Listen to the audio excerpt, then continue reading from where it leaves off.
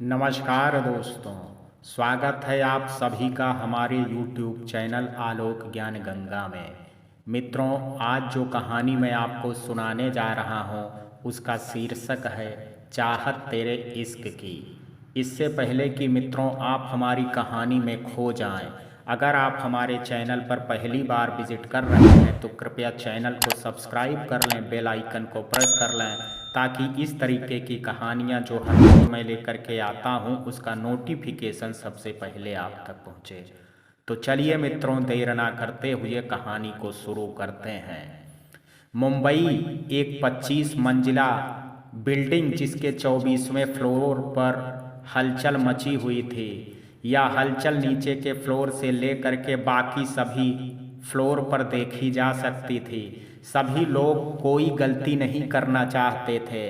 सभी अपने टाइम पर अपने काम पर फोकस किए हुए थे और इन सब के बीच इतना अनुशासन और डर का वजह था इस कंपनी का बॉस, जो आज एक महीने बाद अमेरिका से एक बहुत बड़ी डील क्रैक करके आ रहा था। 2 साल से इस कंपनी को मिस्टर विराज रघुवंशी के बेटे जिहान रघुवंशी ने संभाला था। तब से उनके ऑफिस में डिसिप्लिन और अपना वर्क टाइम पर करना सभी एम्प्लाई को सख्त आदेश था, क्योंकि जिहान रघुवंशी अपना काम पूरा परफेक्ट तरीके से करना चाहता था। गुस्सा तो जैसे उसका हमसाया था, एक भी गलती और जिहान रघुवंशी का गुस्सा 7वें आसमान पर। ना कोई अल्टीमेटम, ना कोई माफ़ी, बस उसकी सज़ा होती थी। कंपनी का मैनेजर ऊपर से नीचे के फ्लोर पर सभी एम्प्लाई को सही ढंग से काम करता देख करके एक सुकून की सांस लेता है। तभी उसकी नज़र अपने बॉस के ऑफिस के पास वाले केबिन में जाती है, जहां अभी एक हफ्ते पहले ही एक न्यू आर्किटेक्ट का चयन हुआ था, लेकिन आज वह लेट था। यह देखते ही मैनेजर जल्दी से उसे कॉल लगाने लगता है। कॉल उठाते ही वह अपनी सारी भड़ास निकाल करके उसे जल्दी टाइम पर पहुंचने को कहता है। अभी उसने कॉल रखा ही था कि नीचे 5-7 गाड़ियों का शोर मचा और वह जल्दी से अपने केबिन में भागता है। नीचे सारी गाड़ियों को रुकते ही काले कपड़े पहने बॉडीगार्ड सभी गाड़ियों से निकल करके एक लाइन में खड़े हो जाते हैं। बीच की गाड़ी का दरवाज़ा खुलता है और जिहान रघुवंशी अपने फुल एटीट्यूड से बाहर निकल करके लिफ्ट की तरफ कदम बढ़ा देता है। उसी गाड़ी के दूसरी तरफ का दरवाज़ा खोल सौरभ भी उसके पीछे आते हुए, अरे यार अब ऑफिस पहुंच गए हैं, अब तो थोड़ा आराम से चल। जिहान उसे घूरते हुए लिफ्ट में आ जाता है। सौरभ भी उसके साथ आ करके खड़ा हो जाता है और 24वें फ्लोर का बटन दबा देता है। कुछ ही पल में वो दोनों 24वें फ्लोर पर होते हैं, जहां जिहान का ऑफिस होता है। एक नज़र सभी एम्प्लाई को देखते हुए केबिन में एंटर करने वाला होता है कि उसकी नज़र अपने पास वाले केबिन पर जाती है जो खाली दिख रहा था, और यह देखते ही उसकी भौहें तन जाती हैं। वह जोर से चिल्लाते हुए मैनेजर को बुलाता है। सारे एम्प्लाई की सांसें रुक जाती हैं। मैनेजर अपने सर से पसीना पोंछते हुए जल्दी से दौड़ करके जिहान के सामने आता है। जिहान सख्त आवाज में, यह केबिन अभी तक खाली क्यों है? मैनेजर ने हकलाते हुए कहा, सर वह अभी न्यू ज्वाइनिंग है, उसको टाइम टेबल बता दिया गया है। लेकिन जिहान ने कहा, लेकिन क्या, कितने दिन हुए हैं? मैनेजर ने कहा, सर पिछले हफ्ते ही इंटरव्यू हुआ था, आपने कहा था कि आपके आने से पहले ज्वाइनिंग हो जानी चाहिए।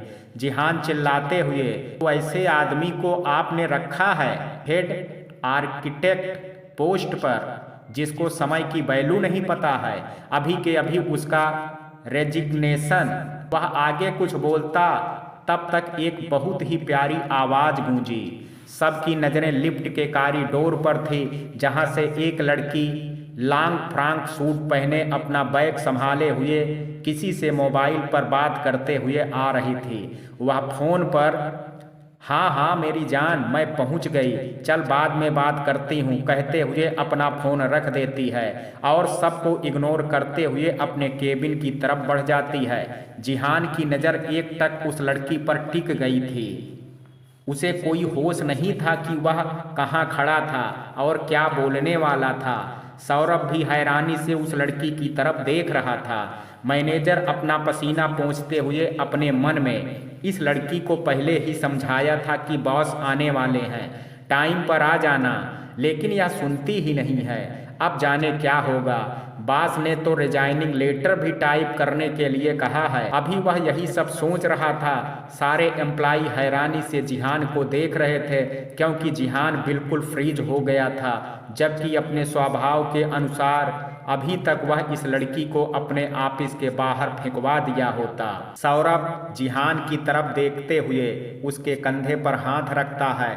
जिहान होश में आते हुए सौरभ की तरफ देख आंखों में नमी लिए कुछ बोलने की कोशिश करता है, लेकिन मुंह से आवाज नहीं निकलती। सौरभ उसका हाथ पकड़ करके अंदर केबिन में ले जाता है। मैनेजर दोनों को जाते देख हैरान हो जाता है। उसे समझ नहीं आता है कि वह क्या करे, क्योंकि बॉस ने पूरी बात नहीं बोली थी, और यदि वह पूरी बात को खुद से समझते हुए रिजाइनिंग लेटर टाइप करवा देता है तो कहीं बॉस गुस्सा ना हो जाए। उसके एक तरफ कुआं एक तरफ खाई थी। सारे एम्प्लाई में खुसुर फुसुर चालू हो गई थी। मैनेजर भी अपना सर झटकते हुए अपने केबिन में चला जाता है। अंदर केबिन में जिहान सौरभ के गले लग, क्या मैंने जो देखा वह सच है? क्या वह सच में यहाँ थी? सौरभ उसका पीठ सहलाते हुए, हाँ वह सच में है, लेकिन तू खुद को संभाल। जिहान उससे अलग हट करके, मुझे उससे बात करनी है, मैं अब की बार उसे मना कर ही रहूंगा, अब खुद से दूर नहीं जाने दे सकता उसको, कहते हुए केबिन से बाहर निकलने लगता है। सौरभ उसका हाथ पकड़ करके, तेरे इस जल्दबाजी के चक्कर में सारी चीजें बिगड़ जाएंगी। तू भी जानता है कि यहाँ पर वह तुझे देखते ही सब कुछ छोड़ करके फिर से दूर भाग जाएगी, इसलिए हमें हर कदम सोच समझ करके उठाना होगा। मैं समझता हूँ तेरा दर्द, लेकिन तू अपने इस पागलपन में ऐसी कोई गलती मत करना जिससे वह फिर से तुझसे दूर हो जाए। जिहान ने कहा, नहीं, अब की बार यह नहीं होगा। बहुत जी लिया उसके बिना, अब आगे नहीं जिया जाएगा।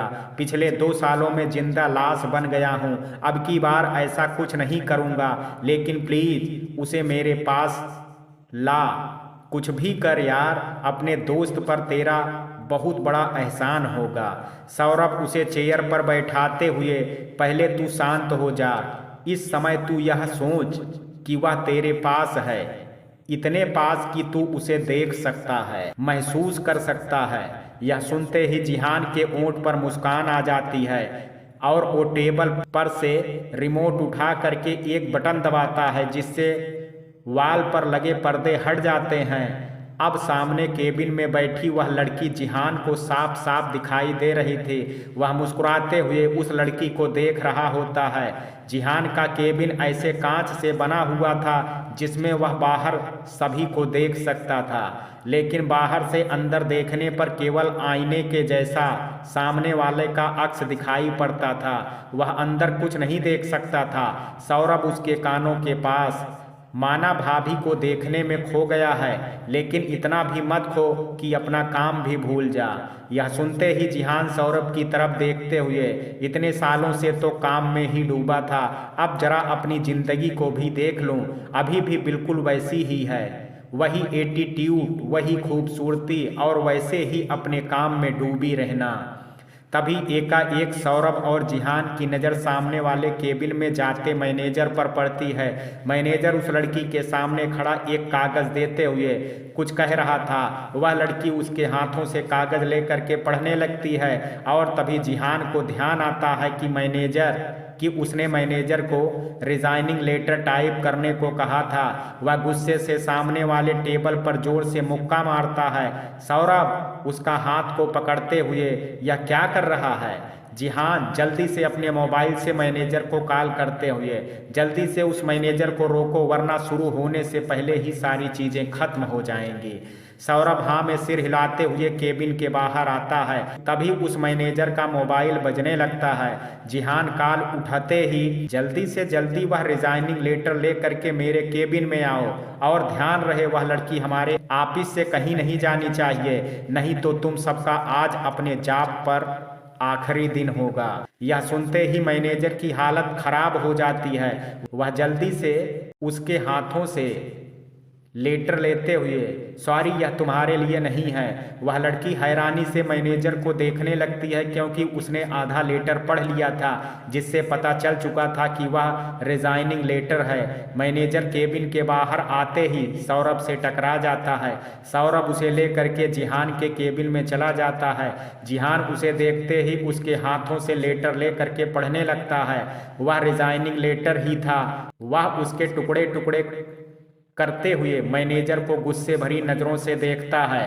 सौरभ जिहान के कंधे पर हाथ रखते हुए, अपने गुस्से को शांत करो, उसकी गलती नहीं है, जो तूने कहा था वही तो उसने किया है। जिहान एक गहरी सांस लेते हुए, जब और कोई वर्क टाइम पर करने को कहता हूँ तो वह इन लोगों से होता नहीं है, लेकिन यह इतनी जल्दी हो गया। मैनेजर अपना सिर नीचे कर लेता है। सौरभ मैनेजर को देखते हुए, मिस्टर अखिल, वह लड़की हमारे ऑफिस से कहीं नहीं जानी चाहिए, और हाँ, हमें उसके बारे में सारी जानकारी चाहिए। आपने कब उनका इंटरव्यू लिया था? अखिल ने कहा, सर पिछले हफ्ते ही हमने इंटरव्यू लिया था। उन्होंने अच्छे से इंटरव्यू पास किया है। उनकी कुछ बिल्डिंग की डिजाइन हमें बेहद पसंद आई है, और आपने कहा था कि अब की बार जो प्रोजेक्ट आपने लिया है उसमें कुछ यूनिक सा होना चाहिए। उसमें यह लड़की खरी उतरी। उन्होंने कुछ डिजाइन बनाए हैं जो ऑफिस के फाइल में रखा हुआ है। जिहान ने कहा, उन्होंने जो भी सबमिट किया है वह सारी फाइल ला करके मुझे दो। अब से ध्यान रखना, उसे यहाँ पर कोई तकलीफ नहीं होनी चाहिए, और जब तक मैं ना कहूँ उसे पता नहीं चलना चाहिए कि मैं इस ऑफिस का बॉस हूँ। मैनेजर ने कहा, ओके सर, कहते हुए बाहर चला जाता है। सौरभ सामने के चेयर पर बैठते हुए, चलो एक काम तो हुआ, लेकिन यह सोचा है कि कभी ना कभी तो उससे सामना हो ही जाएगा, तब क्या करेंगे? जिहान ने कहा, सामने के केबिन में देखते हुए, पता नहीं, लेकिन बस इतना जानता हूं कि अब की बार कोई गलती नहीं होगी, और मुझे चाहे जो करना पड़े अब कहीं नहीं जाने दूंगा। एक काम करो, उसकी फाइल में जब ज्वाइनिंग की होगी तो उसने इस कंपनी के टर्म कंडीशन पर साइन किए होंगे। उसमें एक चीज़ और ऐड कर दो कि कम से कम ज्वाइनिंग करने के बाद 1 साल तक इस कंपनी को नहीं छोड़ सकते, और छोड़ने की कोशिश करने पर 2 करोड़ हर्जाना देना होगा। सौरभ, तू पागल हो गया है? ऐसी ही एक गलती की वजह से तुम दोनों के बीच यह दूरी आई, और फिर से तू। जिहान, मैं जानता हूं कि यह गलत है, लेकिन उसे रोकने के लिए कुछ तो करना पड़ेगा। तभी केबिन के दरवाजे पर नॉक होता है।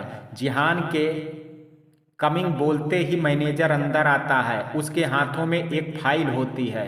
जिहान ने उसके हाथों से फाइल लेते हुए उलट करके देखने लगता है। 4-5 बेस्ट बिल्डिंग की डिज़ाइन होती है, बायोडाटा और उसके डिग्री की फ़ोटोकॉपी, टर्म एंड कंडीशन वाले पेपर होते हैं। मैनेजर वहां से चला जाता है। जिहान टर्म कंडीशन वाले पेपर सौरभ को देते हुए उसमें जो उसने कहा था उसे ऐड कराने के लिए दे देता है। सौरभ पेपर लेते हुए, एक बार और सोच लो। जिहान ने कहा, इस समय उसके अलावा मैं कुछ नहीं सोच सकता। तू जा और हमारे लीगल एडवाइजर से मिल करके सारी शर्तें लागू करो। सौरभ उसके केबिन से चला जाता है। जिहान उस लड़की अपने कॉलेज के दिनों में चला जाता है जब उसका फाइनल ईयर था। फ्लैशबैक, सौरभ, जिहान, 2 और लड़के और 2 लड़कियां एक साथ कैंटीन में बैठे हुए थे। सौरभ, यार यह हमारा फाइनल ईयर है, इसके बाद पता नहीं सारे दोस्त कहाँ होंगे। उसके साथ बैठा एक लड़का धीरज, भाई मैंने तो एक कंपनी का इंटरव्यू दिया है, अगर सिलेक्शन हो गया तो मेरी जॉब तो पक्की है। तभी उसके साथ बैठी हुई एक लड़की दिव्या, मैं भी जॉब ही करूंगी, लेकिन पापा मम्मी को भी नहीं छोड़ सकती, इसलिए मैं अपने रांची में ही कोई जॉब देखूंगी। सौरभ ने कहा, भाई मैं तो जिहान के साथ ही जो करेगा उसके साथ रहूंगा। तभी एक और लड़की, सुषमा, हाँ तुम दोनों तो हस्बैंड वाइफ हो। भाई जहाँ जिहान वहाँ सौरभ। सौरभ चिढ़ते हुए, क्यों, हस्बैंड वाइफ ही साथ रह सकते हैं, बेस्ट फ्रेंड नहीं रह सकते क्या? तभी एक और लड़का विनीत, भाई तुम दोनों लड़कियां तो हॉस्टल में रहती हो, तो तुम दोनों तो अपने शहर लौट जाओगे। सुषमा ने कहा, नहीं, मैं मुंबई में ही कोई जॉब देखूंगी और मैं यहीं सेटल हो जाऊंगी। वैसे जिहान तुम क्या करोगे? जिहान ने कहा, मैं तो सोच रहा हूँ अपनी कोई कंपनी खोलूं, लेकिन पापा का भी बिजनेस संभालना है। सौरभ ने कहा, जिहान एक काम करो, हम अपनी कंपनी खोलते हैं और अंकल का बिजनेस भी साथ में देख लेंगे। जिहान ने कहा, हाँ, मैं भी कुछ ऐसा ही सोच रहा हूँ। दिव्या हंसते हुए, तुम दोनों सच में बेस्ट फ्रेंड ही हो, जो एक सोचता है वही दूसरा सोचता है। विनीत ने कहा, अरे मैं तो यह सोचता हूँ कि दोनों को कहीं एक ही लड़की पसंद ना आ जाए, तो फिर दोनों क्या करेंगे? सौरभ, इंसानों में और किसी सोच में फर्क होता है। सभी जैसे ही बात करते हुए कैंटीन से निकलते हैं। एक जगह बहुत भीड़ जमा होती है। धीरज, लगता है फिर से अजय की ग्रुप ने कोई कांड किया है। जिहान ने कहा, छोड़ो उन्हें, हमने डिसाइड किया है ना कि उनके मामलों में टांग नहीं अड़ाएंगे। कहते हुए वह अपने क्लास की तरफ बढ़ने लगता है। तभी सौरभ हैरानी से एक तरफ देखते हुए जिहान को रुकने के लिए कहता है। जिहान की नज़र भी उसी तरफ जाती है जिधर सौरभ देख रहा था। एक लड़का जमीन पर पड़ा हुआ था और एक लड़की घुटनों के बल उसके सामने बैठी हुई। एक पेन उस लड़के के गर्दन पर चुभाई हुई थी और सारे लोग चुपचाप तमाशा देख रहे थे। एक दूसरी लड़की उस लड़की की बाँह पकड़ करके उठाते हुए, छोड़ उसे, इतना समझाया था कि गुस्सा नहीं करना है, फिर भी आते ही तूने पंगा ले लिया, कहते हुए उसे खींच करके क्लास की तरफ ले जाने लगती है। जिहान की नज़र उस लड़की पर टिक गई थी जिसने उन लड़कों के गर्दन पर पेन चुभाया हुआ था। उसने व्हाइट पटियाला सूट पहना था जिस पर रेड दुपट्टा, बालों की चोटी, सादगी में भी सुंदरता की मूरत लग रही थी। जिहान उसे अपलक देख रहा था। उसकी धड़कनों का रफ्तार जैसे बढ़ गया था। दूसरी तरफ उसका हाथ पकड़ करके ले जाते हुए जिहान के सामने से ही गुजरती है। दूसरी लड़की उसे डांटते हुए, पता है ना भाई, कितने मुश्किल से इस कॉलेज में एडमिशन कराने के लिए तैयार हुए हैं। अगर तेरी हरकत उसके पास पहुंची ना तो वह आज के आज ही हम दोनों को लंदन भिजवा देंगे और मुझे लंदन नहीं जाना है। पहली लड़की, तू चुप करेगी? भाई को बताएगा कौन? और दूसरी बात, गलती उन लोगों की थी, कॉलेज को क्लब बना करके छोड़ दिया है इन जैसों ने। तभी उस लड़की को कुछ ऐसा एहसास होता है और वह पीछे पलट करके देखती है। आगे वाली लड़की उसे रुकता देख करके पीछे पलट करके, अब क्या हुआ, कहते हुए जब देखती है तो वह भी हैरान हो जाती है, क्योंकि उस लड़की का दुपट्टा जिहान के हाथों की घड़ी में फंस गया था और जिहान उसके पीछे पीछे आ रहा था। यह देख करके वह लड़की उसका हाथ छोड़ करके उसके पास आते हुए उसका दुपट्टा जिहान की घड़ी से निकालने लगती है। वह लड़की और जिहान एक दूसरे की आंखों में देख रहे थे। दोनों को दिल जैसे एक ही लय में धड़क रहा था। जिहान के सारे दोस्त उसके पीछे खड़े हैरानी से दोनों को देख रहे थे।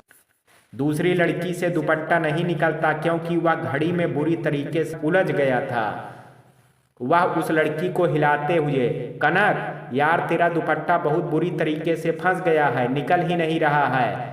तब कनक को ध्यान जिहान से हटता है। जिहान भी उस पर से नजरें हटाते हुए अपनी कलाई पर देखता है जहां उसकी घड़ी से दुपट्टा फंसा हुआ था। जिहान और कनक दोनों को एक साथ अपना दूसरा हाथ बढ़ाते हैं जिसमें दोनों का हाथ एक दूसरे से टच हो जाता है और दोनों के शरीर में अजीब सी फीलिंग होती है। कनक झुंझलाते हुए अपना दुपट्टा पकड़ करके खींच देती है जिससे दुपट्टा फटते हुए घड़ी से अलग हट जाता है और एक टुकड़ा घड़ी में फंसा रह जाता है। वहीं दूसरी तरफ का हाथ लड़की जल्दी से अपनी क्लास की तरफ बढ़ जाती है। जिहान हैरानी से उसे देखते रह जाता है। सौरभ उसके कंधे पर हाथ रखते हुए, क्या हुआ, लग रहा है दिल में कुछ कुछ हो रहा है। धीरज, हाँ यार, आज तो अजूबा हो गया।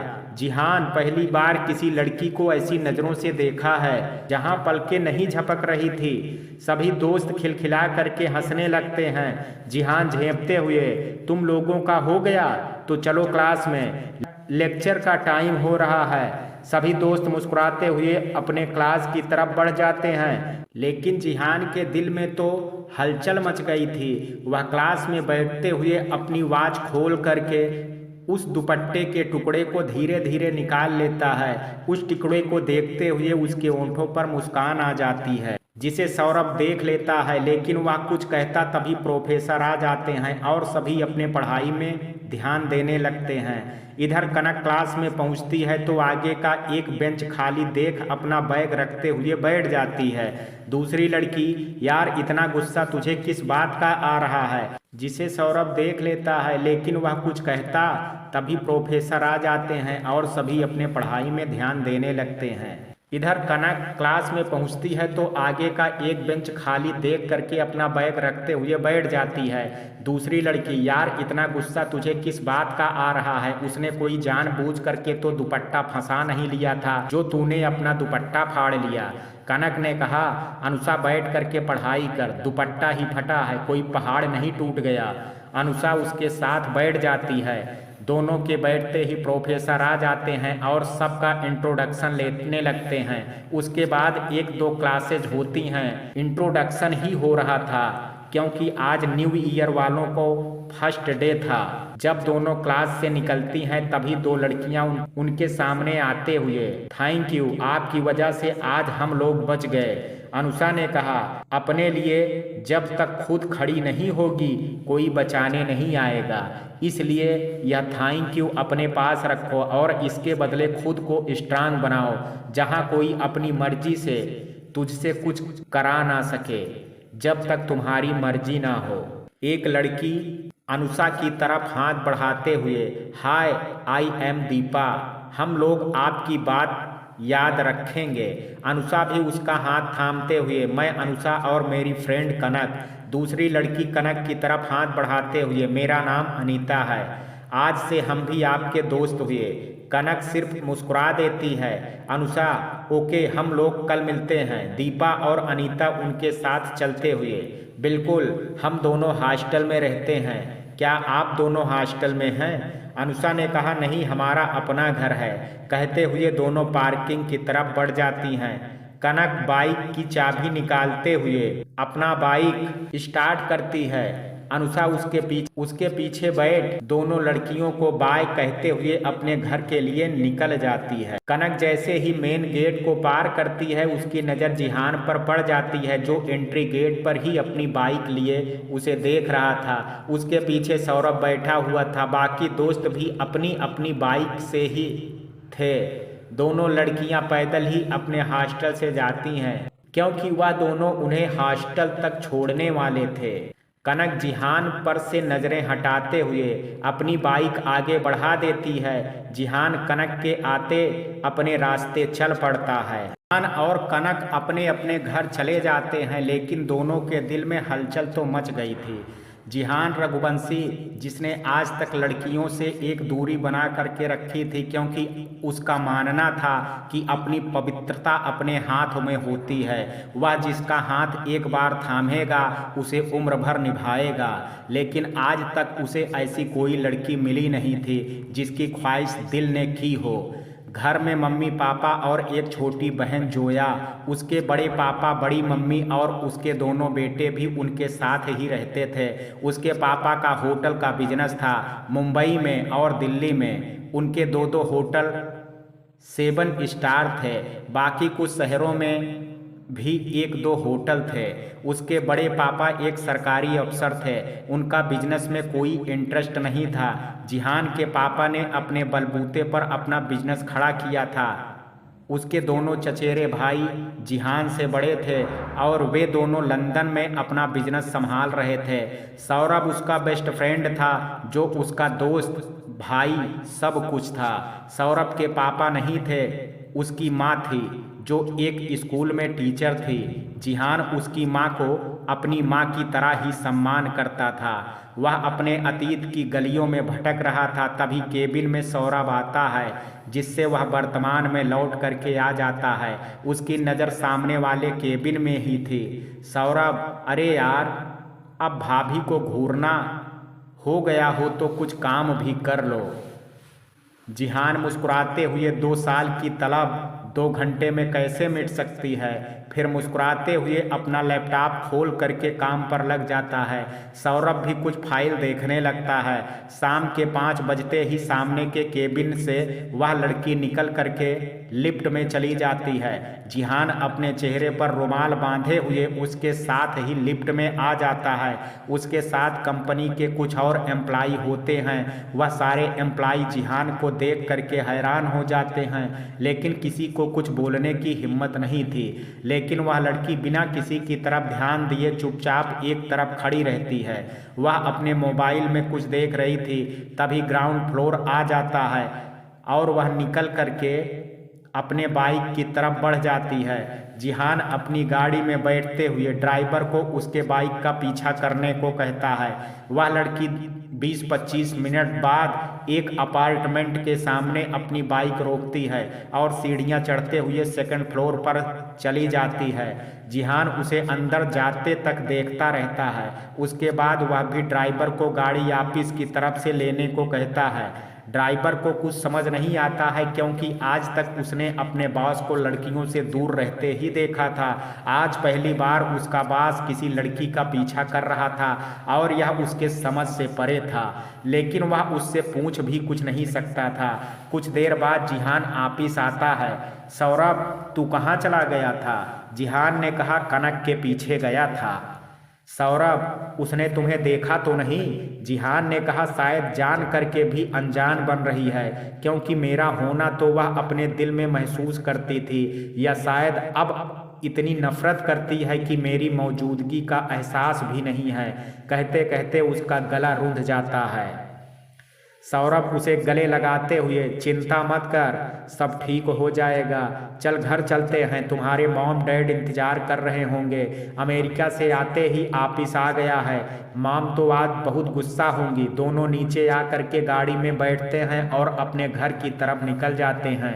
जिहान सौरभ को देखते हुए, मेरी वजह से तुझे भी अपनी मोहब्बत से दूर होना पड़ा। सौरभ, तू पागल हो गया है? ऐसा कुछ भी नहीं है। जिहान कुछ नहीं बोलता और अपनी आंखें बंद करके सीट पर सिर टिका लेता है। वह फिर से एक बार अतीत की गलियों में भटक रहा था, जब वह रात भर बेचैनी के साथ सुबह का इंतजार कर रहा है। और वह जब कॉलेज पहुंचता है तो एंट्री गेट पर ही कनक उसे दिख जाती है और उसके बेचैन दिल को जैसे राहत मिलती है। कनक और अनुषा अपनी बाइक पार्क करते हुए क्लास की तरफ बढ़ जाती हैं। जिहान भी सौरभ के साथ अपने क्लास में चला जाता है।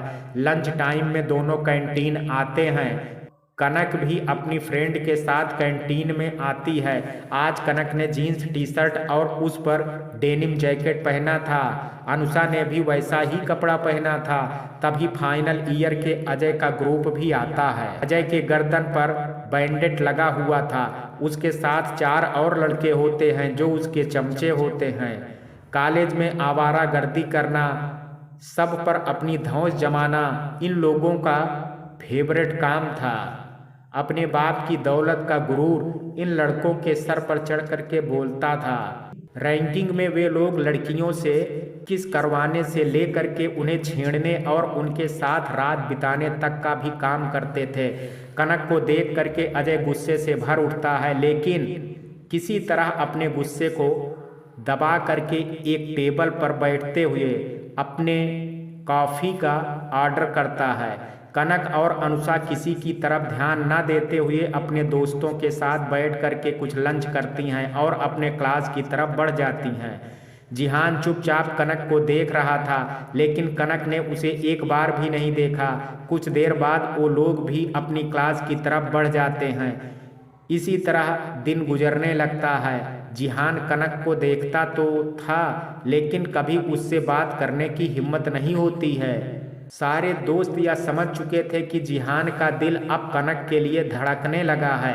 सौरभ को उसके दिल का हाल मालूम था, क्योंकि जिहान उससे कुछ नहीं छुपाता था। सौरभ एक मौके की तलाश में था कि कब कनक से बात करने को मौका मिले और वह अपने दोस्त को उसकी मोहब्बत से मिलाए। ऐसे ही 15 दिन गुजर जाते हैं।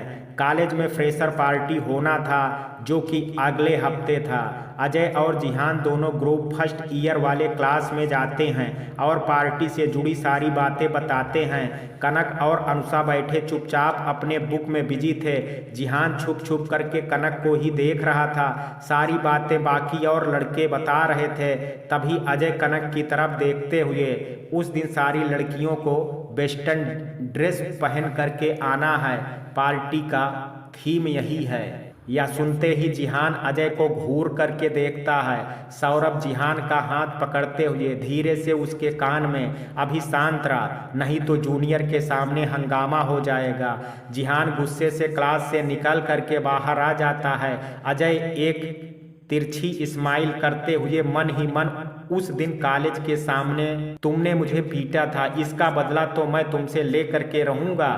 कनक को घूरते हुए वह भी कॉलेज से बाहर चला जाता है। सारे जूनियर अपने में बात करने लगते हैं। बाहर आते ही जिहान गुस्से से अजय का कॉलर पकड़ लेता है। तुझे किसने कहा था पार्टी की थीम वेस्टर्न ड्रेस रखने की?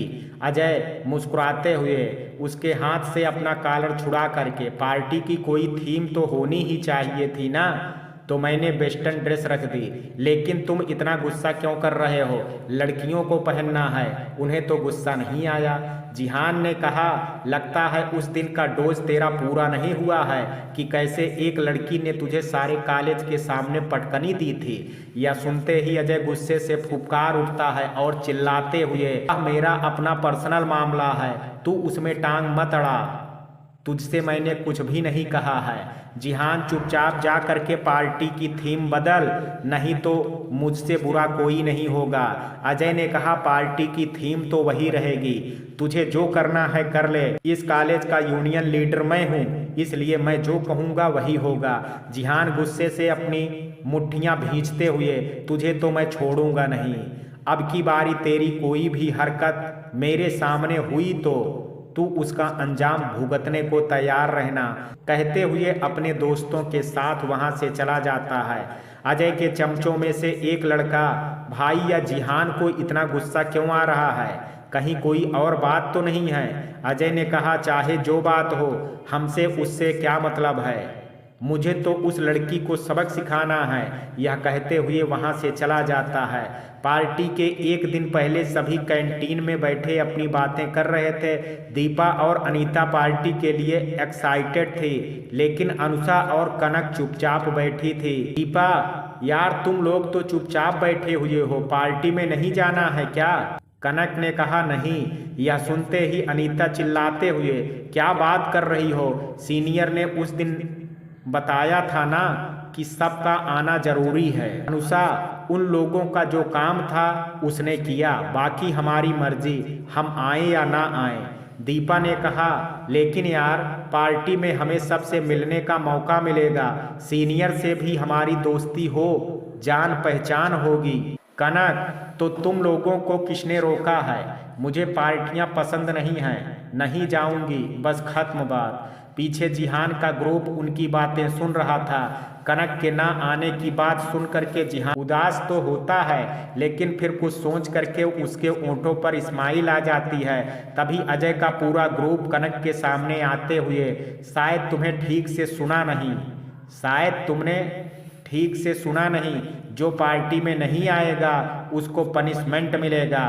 कनक उसकी बातों पर ध्यान ना देते हुए अपना जूस खत्म करके अपने दोस्तों के साथ लाइब्रेरी में चली जाती है। अजय गुस्से से पैर पटक करके रह जाता है। यह सारी बातें सोचते हुए जिहान मुस्कुरा रहा होता है। तभी सौरभ उसे हिलाते हुए, कहाँ खो गया, चल घर आ गए। जिहान अपनी आंखें खोल वर्तमान में आता है।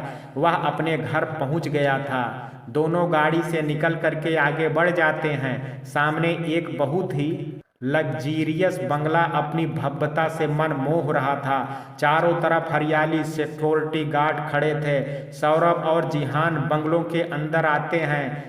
हाल में ही उनकी सारी फैमिली बैठी हुई थी। जिहान को देख करके जोया दौड़ती हुई उसके गले लग जाती है। जिहान संभाल करके उसे खड़ा करते हुए, कितनी बार कहा है आराम से चलने को, अगर गिर जाती तो। जोया ने कहा, भाई मैं जानती हूँ आप मुझे कभी गिरने नहीं दोगे। जिहान ने मुस्कुराते हुए उसके सर पर किस करता है।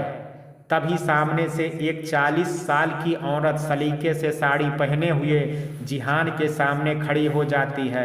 जिहान झुक करके प्रणाम करते हुए गले लग जाता है और वह औरत थोड़ी नाराजगी से, सामने पड़ने पर तुझे अपनी माँ की याद आती है। जिहान ने कहा, मॉम यह कैसी बातें कर रही हैं आप, मैं आपसे दूर रह सकता हूँ। उसकी माँ अलका जी, हाँ तभी तो अमेरिका से आते ही तुझे आपिस की याद आई, अपनी माँ की नहीं।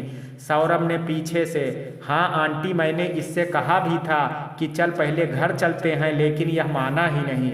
अलका जी, सौरभ के कान पकड़ते हुए, अच्छा आपने कितना कहा होगा यह मुझे अच्छी तरीके से मालूम है, आप दोनों बहुत ज़्यादा बदमाश हो गए हैं। जिहान मुस्कुराते हुए, और लगा आग। सौरभ अपना कान छुड़ाते हुए, भलाई का तो जमाना ही नहीं है।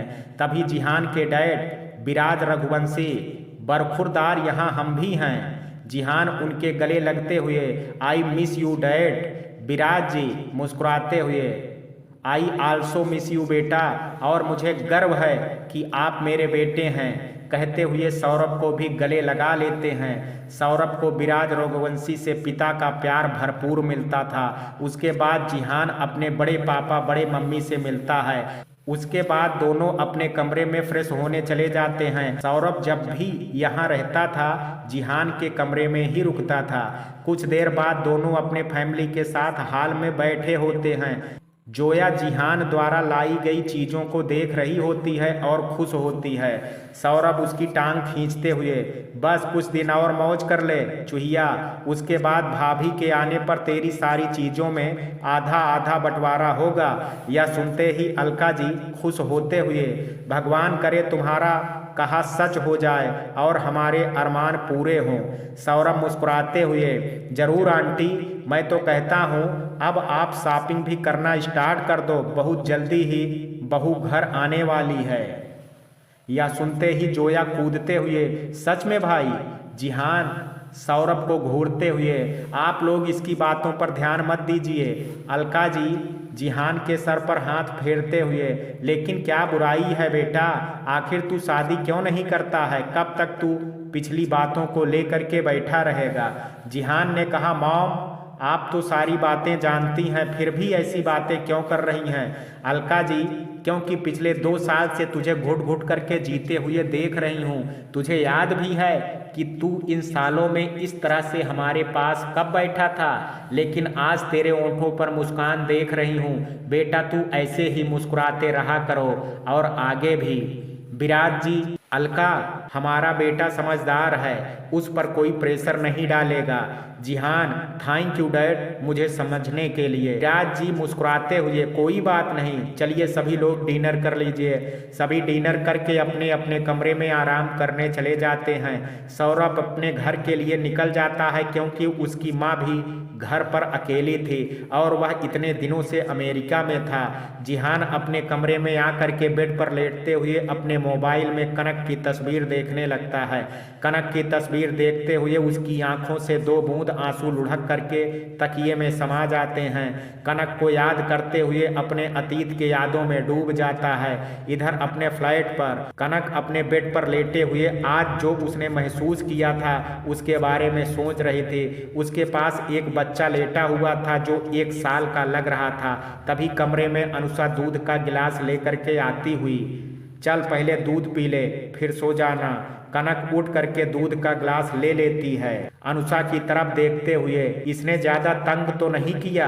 अनुषा मुस्कुराते हुए बेड के दूसरी तरफ बैठ करके, नहीं, लेकिन खाना खाने में बहुत ज्यादा नौटंकी कर रहा था। कनक ने कहा उस बच्चे के सर पर हाथ फेरते हुए। कुछ दिन टाइम लगेगा, फिर सब ठीक हो जाएगा। अनुषा, लेकिन यार ऐसा कब तक चलेगा? अभी यह छोटा है, इसको तेरी जरूरत है। कनक ने कहा इसके लिए ही तो यह सब कर रही हूँ, ताकि आगे चल करके इसकी सारी जरूरतें पूरी कर सकूं। अनुषा ने कहा अनुषा चल, तू तो किसी की सुनेगी नहीं, अब सो जा। कनक और अनुषा दोनों बेड पर लेट जाती हैं। कनक करवट ले करके अपने आंसुओं को छुपाने की कोशिश करती है। आज उसे जिहान अपने आसपास महसूस हुआ था, इसलिए आज फिर से उसे अपने अतीत की याद सता रही थी। अतीत की सारी बातें याद करते हुए वह भी उन यादों में डूब जाती है। फ्लैशबैक। कनक और अनुषा अगले दिन फ्रेशर पार्टी में नहीं आती हैं। उसके 2 दिन बाद जब वह दोनों कॉलेज पहुंचती हैं तो सामने अजय और उसका ग्रुप आ जाता है। कनक जलती हुई निगाहों से उसे देखते हुए सामने से हट। अजय मुस्कुराते हुए, तुम्हें पहले ही बताया था ना, फ्रेशर पार्टी में नहीं आने के लिए पनिशमेंट मिलेगी। अनुषा मुस्कुराते हुए, तू है कौन पनिशमेंट देने वाला? हमारी मर्जी, पार्टी में आए या ना आए। अजय, मैं इस कॉलेज का यूनियन लीडर हूँ। कनक, तो इस साल से यह पोस्ट तेरी नहीं रहेगी, चल हट, हमें जाने दे। अजय गुस्से से तिलमिलाते हुए कनक का हाथ पकड़ने वाला होता है कि जिहान कनक के सामने आकर के खड़ा हो जाता है। अजय, जिहान यह मेरा मामला है, इसलिए तू हट जा सामने से।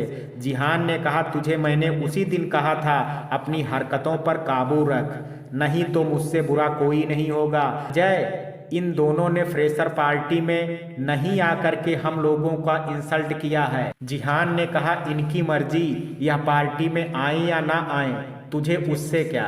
यह किस रूल में लिखा है कि पार्टी में आना जरूरी था? तूने अपने मन से बनाया तो इसका कोई इलाज नहीं है। अजय ने कहा पहले तो मेरे बनाए रूल से तू कभी इतना अग्रेसिव नहीं हुआ, आज क्या हो गया? कहीं इसकी खूबसूरती पर तू भी फिदा तो नहीं हो गया है? अजय का इतना कहना था कि तभी एक जोरदार पंच उसके चेहरे पर आकर के पड़ता है। वह 2 कदम पीछे हो जाता है। वह गुस्से से जिहान को देखते हुए, तुमने मुझ पर हाथ उठाने की गलती कैसे की? जिहान फिर से उसको दोबारा मारने के लिए आगे बढ़ता है।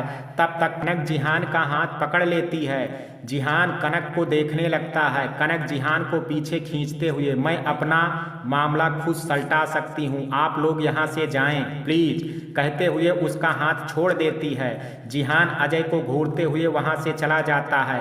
कनक अनुषा के साथ अपनी क्लास की तरफ बढ़ जाती है। अजय अपने मन में, मतलब उस दिन दिनेश ठीक ही कह रहा था, जिहान तेरी तो कमजोरी मुझे पता चल गई है, अब तुझे मुझसे कौन बचाएगा? आज तक तेरी कोई कमजोरी नहीं थी जिसके कारण मैं तुझे मात नहीं दे पाता था, लेकिन अब देख मैं क्या करता हूँ। अगले दिन कॉलेज में सभी कैंटीन में बैठे हुए थे। कनक अपने फ्रेंड के साथ बैठी हुई थी। तभी जिहान और उसका ग्रुप कैंटीन में आता है। आज कैंटीन फुल हो गए थे, बस एक ही टेबल खाली थी जहां पर 4 कुर्सियां लगे हुए थे। जिहान अपने दोस्तों के साथ टेबल की ओर बढ़ जाता है। विनीत, अरे यार यहाँ पर तो 4 ही कुर्सियां हैं, हम लोग 6 हैं। दिव्या, कोई बात नहीं, तुम चारों बैठ जाओ, हम दोनों यहाँ बैठ जाते हैं। उसका इशारा कनक की तरफ था जहाँ पर 2 कुर्सियां खाली थीं। सुषमा कनक के पास आते हुए, क्या हम दोनों यहाँ बैठ सकते हैं? कनक ने कहा इस कुर्सी पर मेरा नाम नहीं लिखा है, ना ही यह जगह मेरी है, आप कहीं भी बैठ सकती हैं। अनुषा कनक का हाथ पकड़ करके उसे घूरते हुए, सॉरी, इसका माइंड थोड़ा डिस्टर्ब है इसलिए इसने ऐसी बात की, प्लीज आप लोग बैठिए ना। सुषमा और दिव्या मुस्कुराते हुए बैठ जाती हैं। कनक को छोड़ बाकी सबकी अच्छी दोस्त हो जाती है, लेकिन कनक किसी से कोई बात नहीं करती है। कुछ देर बाद सभी अपने अपने क्लास में चले जाते हैं। दिव्या और सुषमा अपने ग्रुप के पास आते हुए, यार इन दोनों में अनुषा तो बड़ी अच्छी लड़की है, लेकिन यह कनक बड़ी ही एटीट्यूड वाली है। धीरज मुस्कुराते हुए, इतनी खूबसूरत है तो एटीट्यूड होगा ही। जिहान धीरज को घूरते हुए, तुम लोग चुप करोगे? दिव्या हंसते हुए, हाँ हाँ, तेरी वाली के बारे में कुछ बुरा बोलेंगे तो तुझे तो गुस्सा आएगा ही। जिहान, तुम लोगों का दिमाग खराब हो गया है, कहते हुए वहाँ से चला जाता है। सारे दोस्त उसके पीछे मुस्कुराते हुए आते हैं। ऐसे ही दिन गुजर रहे होते हैं, लेकिन अभी भी कनक का जिहान के ग्रुप से कोई बात नहीं होती थी। बाकी दोनों लड़कियां अनुषा और बाकी लड़कियों से फ्रेंडली हो गई थी। एक दिन सुषमा क्लास में जा रही थी, तभी उसके पीछे बहुत सारे लड़के खुसुर फुसुर करते हुए हंस रहे थे। सुषमा को समझ नहीं आ रहा था कि सभी उसे देख करके क्यों हंस रहे हैं। तभी लाइब्रेरी से कनक आ रही थी। अब लड़कों को इस तरह हंसते देख उसकी नज़र सुषमा पर पड़ जाती है। वह जल्दी से अपना जैकेट उतारते हुए दौड़ करके सुषमा के पास जाती है और उसके कमर में अपने जैकेट बांध देती है। सुषमा हैरानी से उसे देख रही थी। कनक उसका हाथ पकड़ करके वॉशरूम की तरफ चली जाती है। सुषमा चिल्लाती हुई, क्या कर रही हो? मुझे कहाँ ले जा रही हो? कनक वॉशरूम के दरवाजे पर उसे छोड़ते हुए, तुम्हें पीरियड्स आए हैं जिससे तुम्हारा कपड़ा खराब हो गया है, जा करके फ्रेश हो जाओ। यह सुनते ही सुषमा घबरा जाती है, उसकी आंखों में आंसू आ जाते हैं। कनक, कुछ भी नहीं हुआ है, जा करके पहले फ्रेश हो जाओ। सुषमा, मैंने पैड रखे हैं लेकिन पता नहीं कैसे कपड़ा खराब हो गया। कनक, कभी कभी ऐसा होता है, तुम्हारे पास दूसरा पैड होगा, जा करके चेंज कर लो। सुषमा ने कहा, लेकिन मेरे कपड़े। कनक बाथरूम में जा करके अपने कपड़े निकाल करके उसे टिश्यू और पानी की मदद से धो लो, दाग साफ हो जाएंगे। और कमर पर मेरा जैकेट बांध लेना, किसी को कुछ पता नहीं चलेगा। सुषमा वैसे ही करती है। बाहर निकल करके कनक को थैंक यू बोलती है। कनक, कोई बात नहीं, तुम चाहो तो अपने घर जा सकती हो। सुषमा, मैं यहाँ हॉस्टल में रहती हूँ।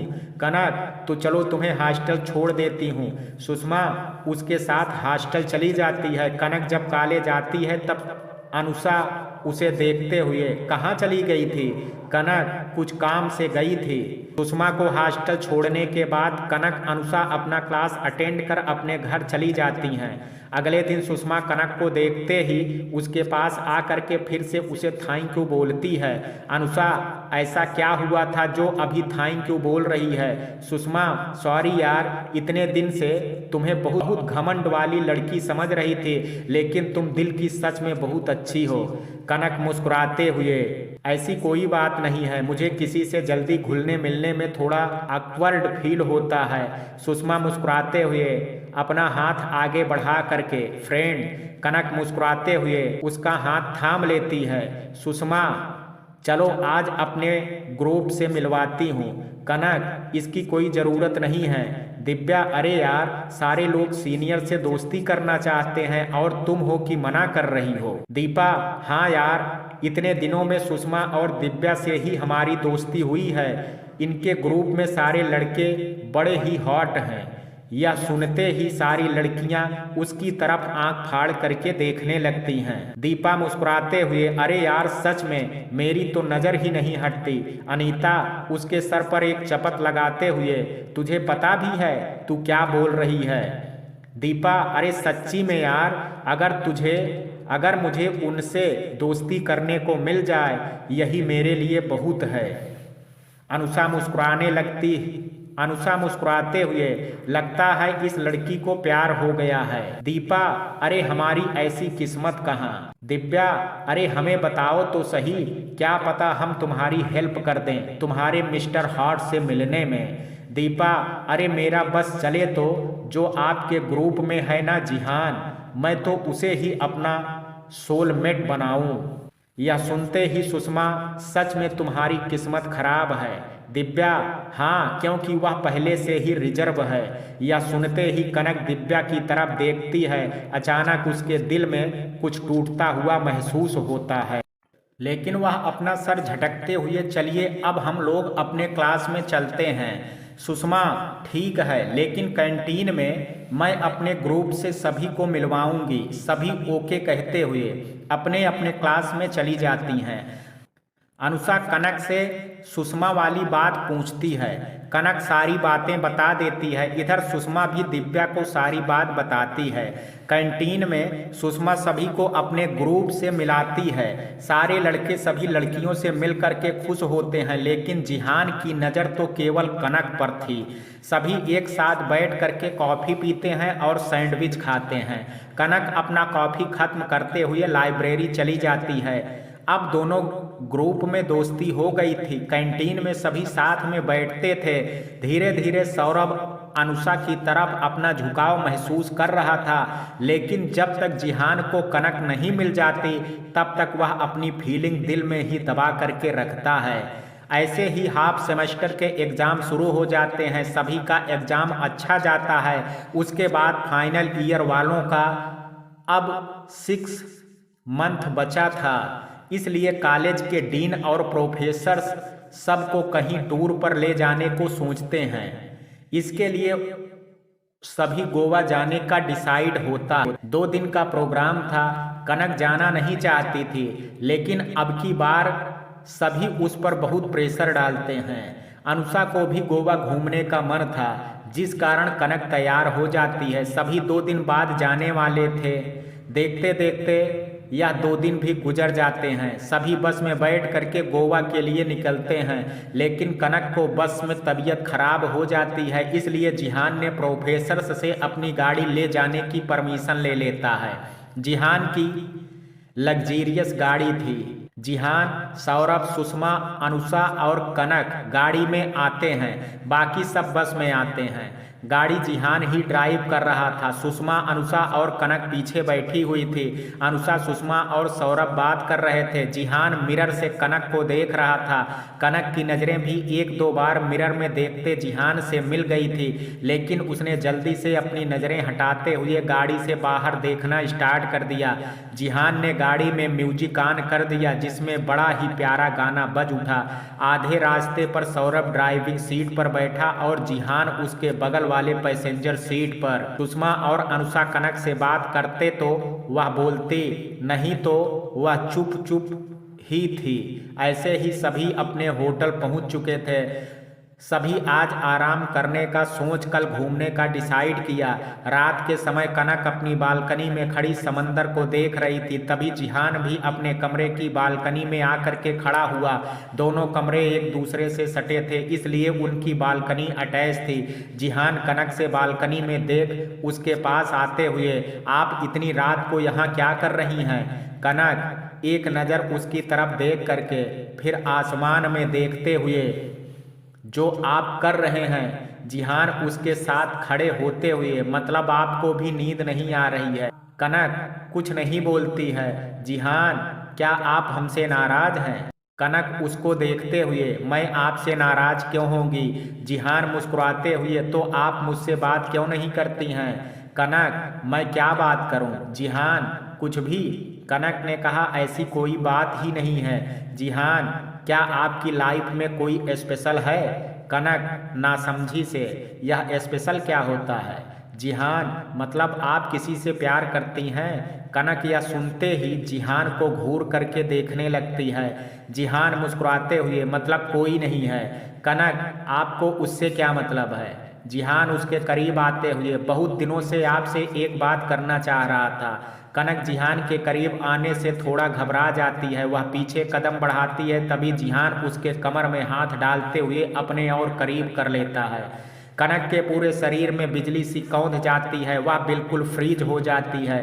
हैरानी से अपने आंखें बड़ी बड़ी करके जिहान की आंखों में देखती है। जहां अपने लिए बेहद मोहब्बत देखती है, वह कांप उठती है। जिहान उसके चेहरे पर आते बालों को अपने एक उंगली से उसके कानों के पीछे करते हुए, जब से आपको देखा है आंखों से होती हुई आप इस दिल में बस गई हैं। कभी हिम्मत ही नहीं हुई आपसे कुछ कहने की, लेकिन आज कहना बहुत ज़रूरी है, क्योंकि इस कॉलेज में मेरा यह आखिरी साल है, जिसमें से 6 मंथ गुजर चुके हैं। मैं आपसे बहुत मोहब्बत करता हूँ, पता नहीं कब से, शायद पहली नज़र से, लेकिन इस दिल में अब आप इस कदर बस गई हैं कि आपके सिवा मुझे कुछ नज़र नहीं आता।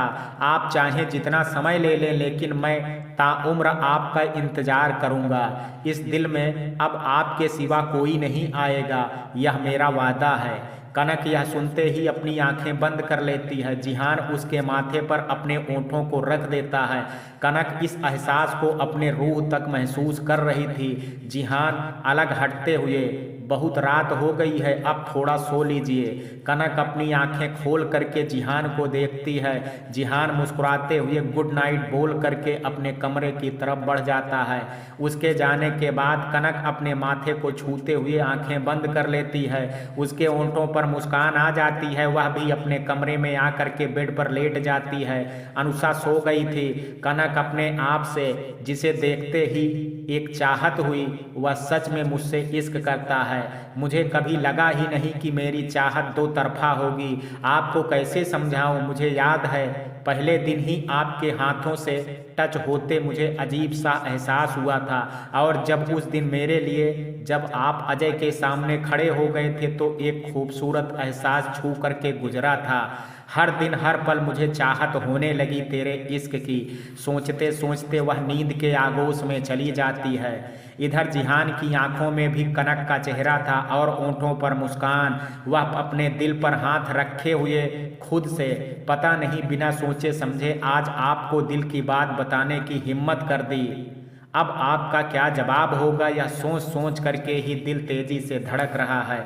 लेकिन जितना मैंने महसूस किया है, आपका जवाब हाँ ही होगा। मैंने भी आपकी आंखों में अपने लिए कुछ एहसास देखे हैं। वह एहसास मेरे इश्क की है। दोनों एक दूसरे के बारे में ही सोचते हुए सो गए थे।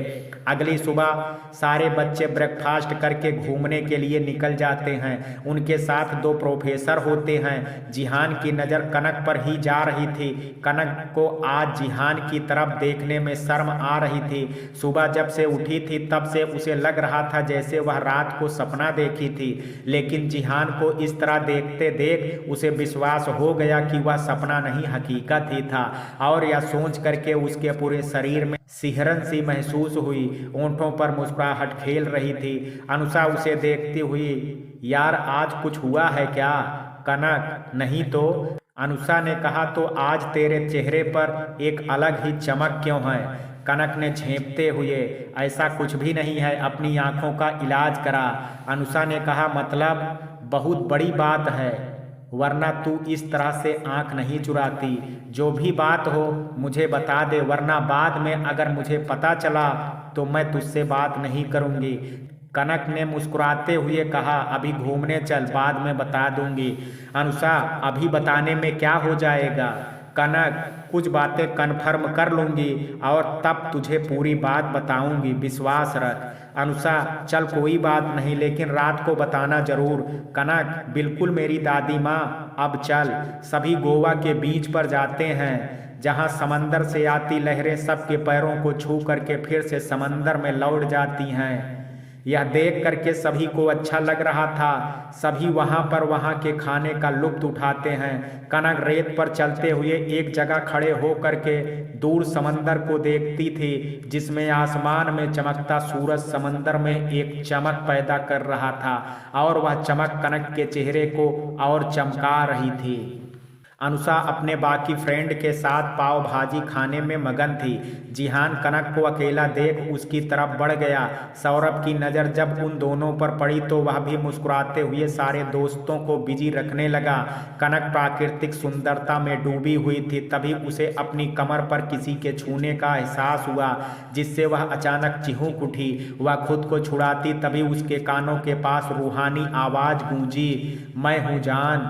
यह सुनते ही कनक शांत हो करके अपनी आंख बंद कर लेती है, क्योंकि इस आवाज को अच्छी तरह से पहचान चुकी थी। यह उसका जिहान था। जिहान उसके कमर पर अपने हाथों को मजबूती से लपेटते हुए, कहाँ खो गई? कनक उसके हाथों पर अपने हाथ रखते हुए, यह क्या कर रहे हैं? कोई देखेगा तो? जिहान, तो क्या? कनक, कुछ नहीं।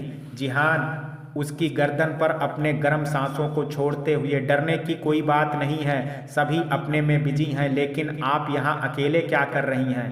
कनक समंदर को देख रही थी जो सूरज की रोशनी में कितना चमक रहा है ना जिहान, लेकिन मुझे तो उससे भी ज्यादा चमक आपके चेहरे पर दिख रही है।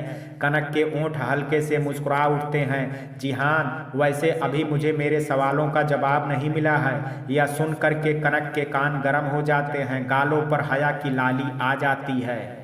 जिहान उसके चेहरे से अपना चेहरा टच करते हुए, क्या अभी भी आपको वक्त चाहिए?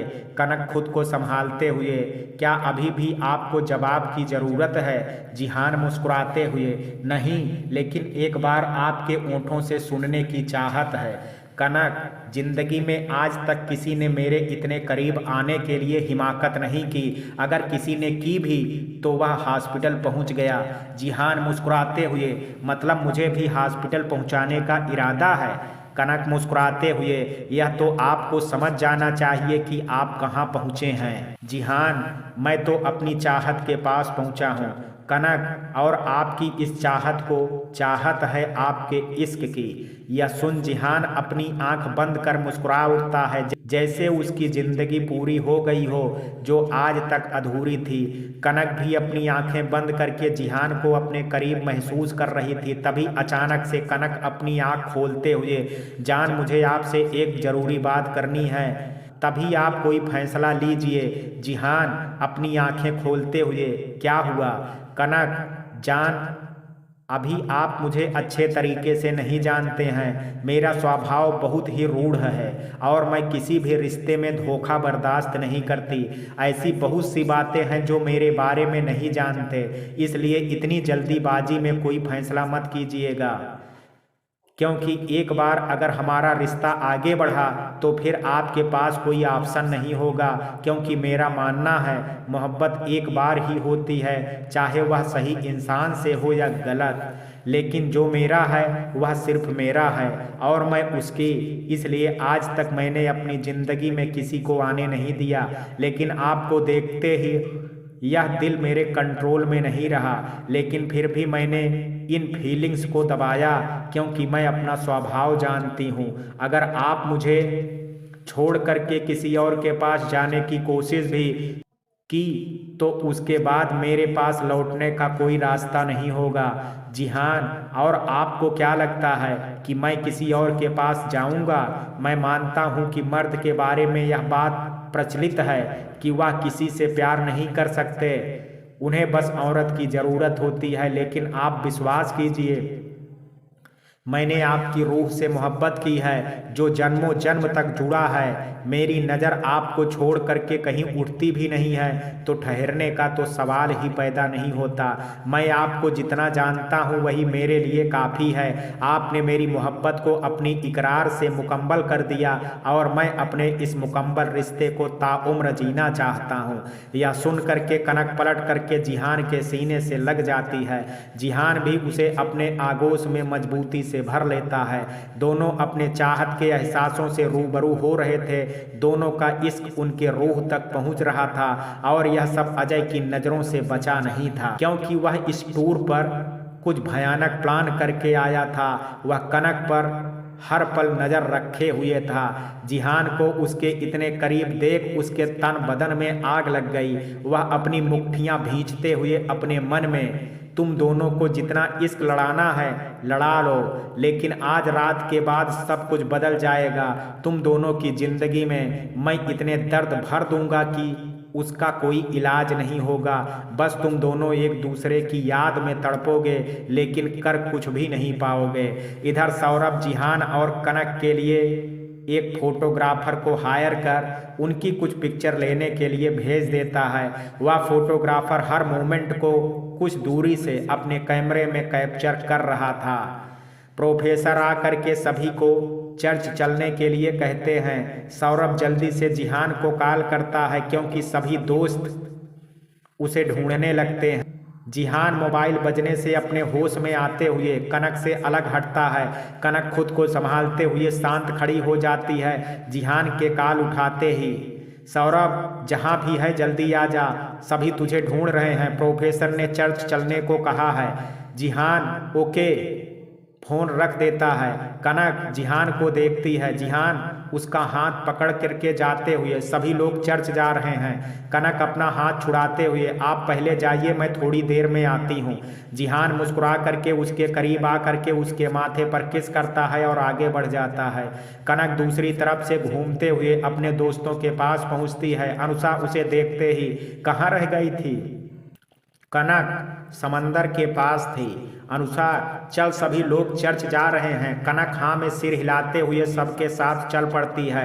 सौरभ सबसे छुप करके उस फोटोग्राफर के पास आता है और उससे चिप ले लेता है जिसमें उसने सारे फोटो लिए हुए थे। सौरभ उसे पैसे देते हुए अपने दोस्तों के पास आ जाता है। सभी लोग चर्च जाते हैं। चर्च की शांति सभी के दिल को सुकून पहुंचा रहे थे। सभी कैंडल जला करके अपना विश मांगते हैं। कनक और जिहान एक साथ खड़े हो करके अपना हाथ जोड़ करके प्रे करते हैं, लेकिन जिहान की नज़र कनक पर ही होती है जिसे कनक महसूस कर रही होती है। कुछ देर बाद सभी दूसरी जगह के लिए निकल जाते हैं। ऐसे ही घूमते हुए शाम के 6 बज जाते हैं। प्रोफेसर सभी को लेकर के होटल लौट आते हैं। प्रोफेसर सभी को 1 घंटे में तैयार हो करके गार्डन एरिया में आने को कहते हैं, क्योंकि सभी स्टूडेंट के लिए एक छोटी सी पार्टी रखी हुई थी। सभी अपने कमरे में जा करके फ्रेश हो करके तैयार होते हैं और गार्डन एरिया में जाते हैं। हल्की हल्की म्यूजिक की धुन और गार्डन का डेकोरेशन किया गया था। प्रोफेसर सभी के खाने पीने का इंतजाम भी वहीं पर किए हुए थे। सभी लोग मस्ती कर रहे थे। कनक एक तरफ खड़े हो करके सबको डांस करते देख रही थी। अनुषा बाकी और फ्रेंड के साथ मस्ती कर रही थी। कनक के हाथों में जूस का ग्लास था जिसे वह धीरे धीरे पी रही थी। तभी जिहान को उसके डैड का कॉल आता है और वह शोरगुल से थोड़ी दूर हट जाता है। तभी एक वेटर कनक के पास आते हुए, मैम, आपको जिहान सर ने बुलाया है। कनक हैरान होते हुए चारों तरफ जिहान को देखती है, लेकिन वह सच में कहीं नजर नहीं आता है। वह बेटर की तरफ देख, कहाँ है वह? बेटर, रूम नंबर 111 कह करके बेटर वहां से चला जाता है। अचानक से कनक का सर घूमने लगता है, क्योंकि अजय ने उसकी ग्लास में नशे की दवा मिला दी थी। कनक अपना सर हाथों में दबाते हुए बिना कुछ सोचे समझे होटल के अंदर चली जाती है। तभी दूसरी तरफ से जिहान गार्डन में आता है। अपने दोस्तों के साथ खड़ा हो उसकी नज़र कनक को तलाशने लगती है। इधर कनक खुद को संभालते हुए सेकंड फ्लोर पर रूम नंबर 111 की तरफ जाती है। उसे लगता है कि जिहान को कोई ज़रूरी बात करनी होगी, शायद इसलिए बुलाया है। लेकिन धीरे धीरे उसके आंखों के आगे अंधेरा छाने लगता है। वह जैसे ही रूम नंबर 111 के दरवाजे को धक्का देती है, दरवाज़ा खुल जाता है। वह सोचते हुए अंदर आती है। चारों तरफ बेहद खूबसूरत डेकोरेशन किया गया था। यह देख उसे थोड़ी अजीब लगता है, लेकिन तभी दरवाज़ा बंद होने की आहट होती है। जब वह पलट करके देखती है तो सामने अजय बेशर्मी से मुस्कुराते हुए खड़ा था। यह देखते ही कनक गुस्से से जलती हुई, तुम्हारी हिम्मत कैसे हुई यह सब करने की? अजय बेशर्मी से उसकी तरफ बढ़ते हुए, हिम्मत तो है बहुत कुछ करने की, इसलिए बातों में टाइम वेस्ट नहीं करते हैं, करके ही बताता हूँ। कनक उसे अपनी तरफ बढ़ता देख करके चिल्लाते हुए, मेरी तरफ एक कदम भी मत बढ़ाना, नहीं तो तेरा क्या हश्र होगा मुझे भी नहीं पता है। अजय, बस कुछ देर, उसके बाद तो खुद ही मेरी बाहों में आएगी। कनक की आंखें बंद हो रही थी। उसे अपने शरीर में गर्मी सी महसूस हो रही थी, लेकिन किसी तरह खुद को शांत करते हुए, मतलब अजय चिंता मत करो जाने मन, मतलब समझाने के लिए अभी बहुत वक्त है। आज मैं तुझसे अपनी सारी बेइज्जती का बदला लूंगा। और तड़पेगा वह जिहान, सच में जिसे टूटता देख करके मुझे बहुत सुकून मिलेगा। कनक गुस्से से उसका गर्दन पकड़ लेती है और अपना दबाव बढ़ाते हुए, तू मेरी जान को तड़पाएगा, उससे पहले तेरी जान मैं इस हलक से निकाल दूंगी। अजय को कुछ पल अपना दम घुटता हुआ महसूस होता है। वह अपनी पूरी ताकत लगाते हुए कनक से अपनी गर्दन छुड़ाता है। कनक की पकड़ ढीली हो जाती है, क्योंकि अब उसका बॉडी उसके कंट्रोल में नहीं था। उसे बहुत ही ज़्यादा गर्मी और प्यास महसूस हो रही थी। अजय उसका बाल पकड़ बेड पर धक्का देते हुए, बहुत गर्मी है तेरे अंदर, आज मैं तेरी सारी गर्मी शांत करूंगा, कहते हुए जैसे ही उसके ऊपर आने को होता है, कनक एक तरफ करवट लेकर के पलट जाती है। अजय मुंह के बल बेड पर गिर पड़ता है। वह गुस्से से उठते हुए बेड पर से उतरती कनक का हाथ पकड़ लेता है और फिर से उसे अपने करीब खींचने की कोशिश करता है। कनक अपनी पूरी ताकत लगा करके उससे दूर होने की कोशिश कर रही थी, लेकिन धीरे धीरे अब वह कमजोर पड़ रही थी। वह मन ही मन, जान कहाँ हो आप, मुझे आपकी जरूरत है। इधर जिहान को कनक कहीं भी नहीं दिखती है तो वह बेचैन हो जाता है। उसे अपने दिल में अजीब सी फीलिंग होती है। वह सारी लड़कियों के पास आते हुए, अनुषा कनक कहाँ है? जिहान के मुंह से कनक का जिक्र सुन करके सारी लड़कियां हैरानी से देखने लगती हैं। जिहान अपनी बेचैनी को किसी तरह दबाते हुए, अनुषा प्लीज जल्दी बताओ कनक कहाँ है? अनुषा होश में आते हुए, कनक यहीं पर तो थी। जिहान वह यहाँ पर नहीं है, प्लीज उसे फोन करो। सौरभ यार परेशान मत हो, यहीं पर होगी कहीं। जिहान मुझे कुछ ठीक नहीं लग रहा है, ऐसा लग रहा है जैसे वह मुझे आवाज दे रही है, कहते हुए वह बेचैनी से चारों तरफ ढूंढने लगता है। कुछ पलों में सारे स्टूडेंट में यह बात फैल जाती है कि कनक यहाँ पर नहीं है।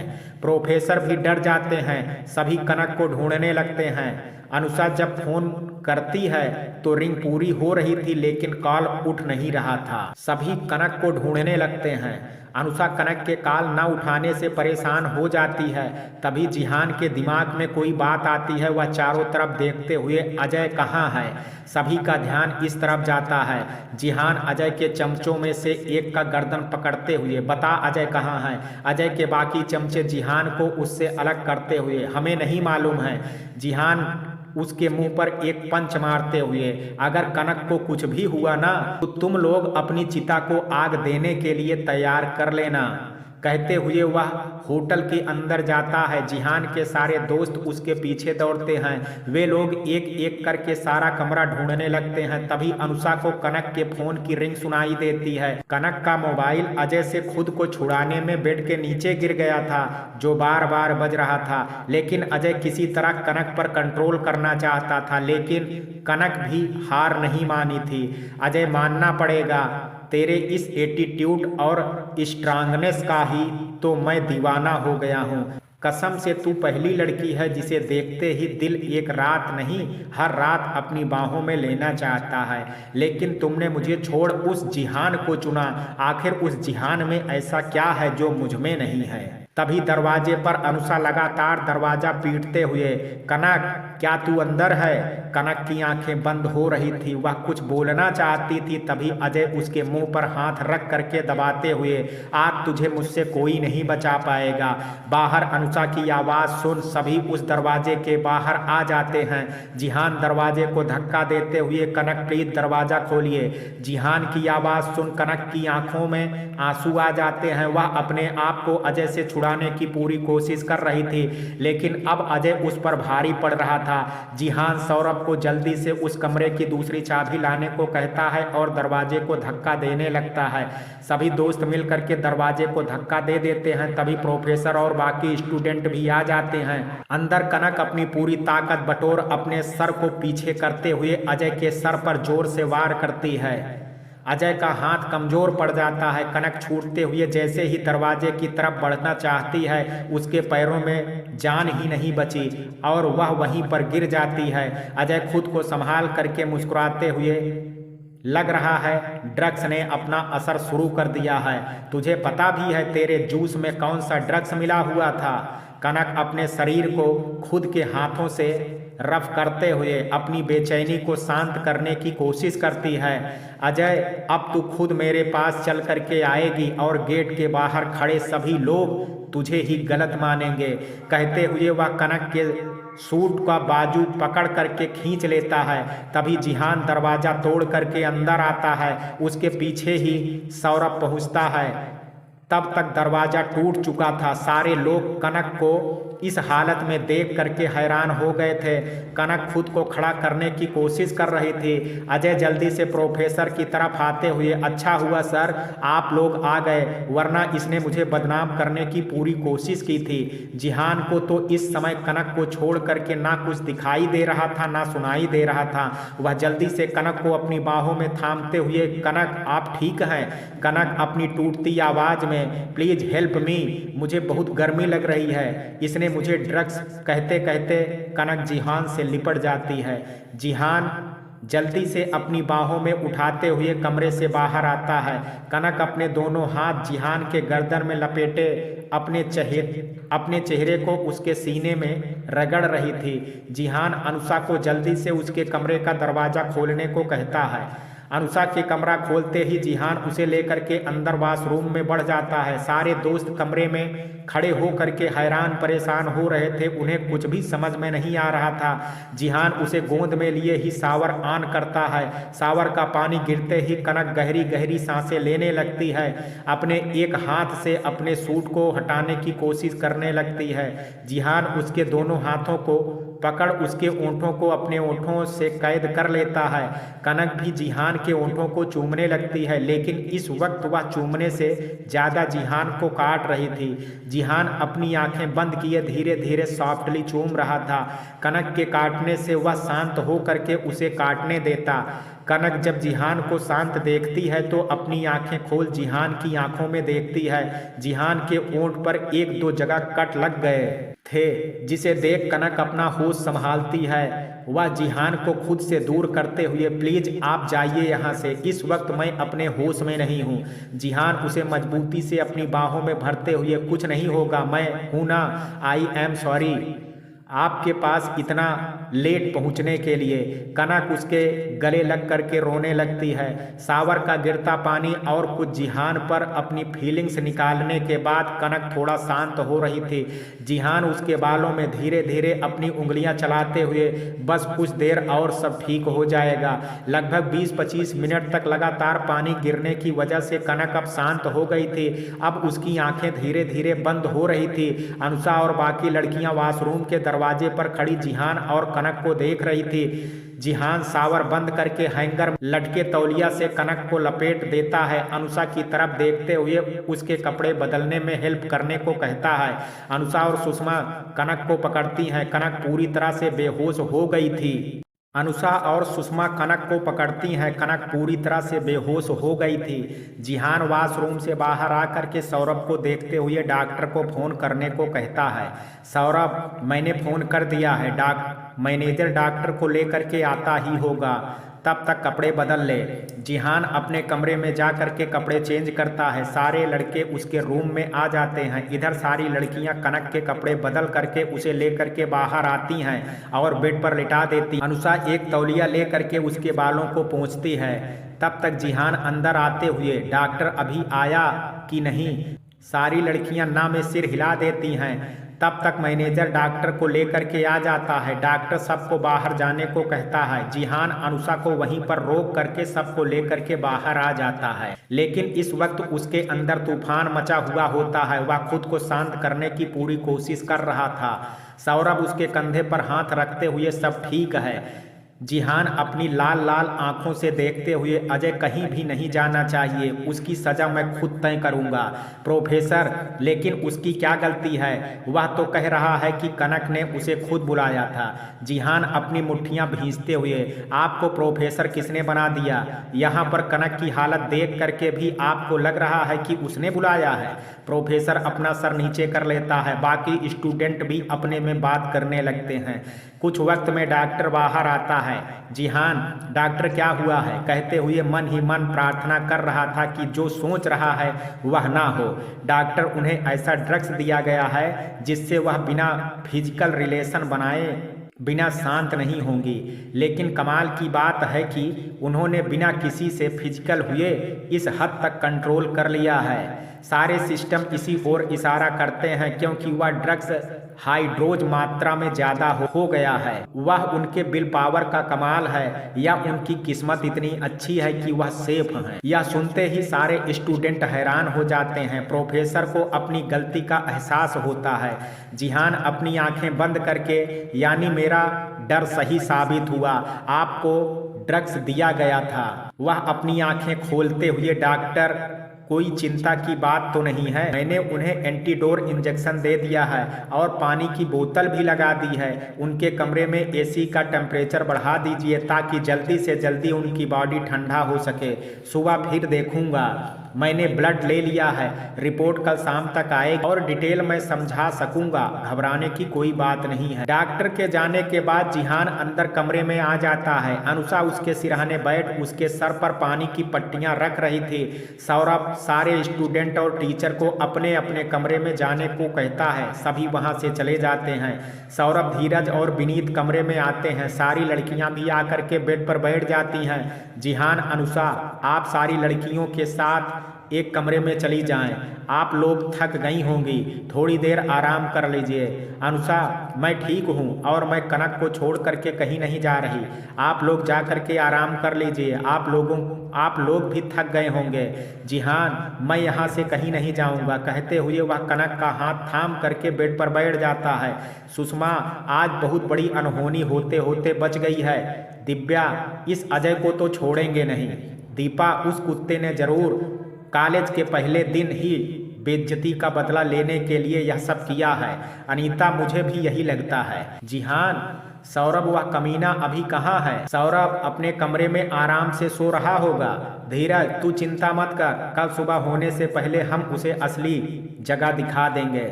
जिहान सख्त आवाज में, सुबह नहीं, अभी मैनेजर से उसके कमरे की चाबी ले करके उसे और उसके चमचों को उठा करके मुंबई पार्सल कर दें। उसका सारा हिसाब वहीं होगा। सौरभ हाँ में सर हिलाते हुए धीरज और विनीत के साथ कमरे से बाहर आ जाता है। सारी लड़कियां बैठे बैठे नींद में चली जाती हैं। जिहान अनुषा से कह करके सबको ठीक से सुलाने को कहता है। अनुषा सबको ठीक से बेड पर सुला देती है। जिहान, अनुषा, आप भी थोड़ा आराम कर लीजिए। अनुषा, मैं ठीक हूँ, मुझे नींद नहीं आ रही है। जिहान आगे कुछ नहीं कहता। अनुषा सोफे पर जा करके बैठ जाती है। कनक की ऐसी हालत देख करके उसे रोना आ रहा था। जिहान कनक के सर पर पट्टियां रखते हुए उसे एकटक देख रहा था।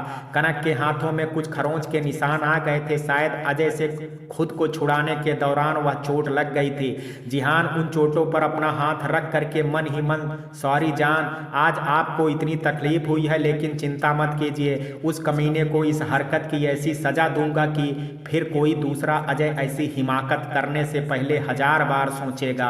अनुषा जिहान को देख रही थी। उसके दिमाग में बहुत सारे सवाल घूम रहे थे। जब उससे नहीं रहा गया तब वह जिहान को आवाज लगाती है। जिहान चौंकते हुए अनुषा को देखता है। अनुषा, आपको कैसे पता चला कनक खतरे में है? जिहान कनक को देखते हुए, पता नहीं, बस अजीब सी फीलिंग हो रही थी। कनक को वहां पर ना देख करके मन बेचैन हो रहा था।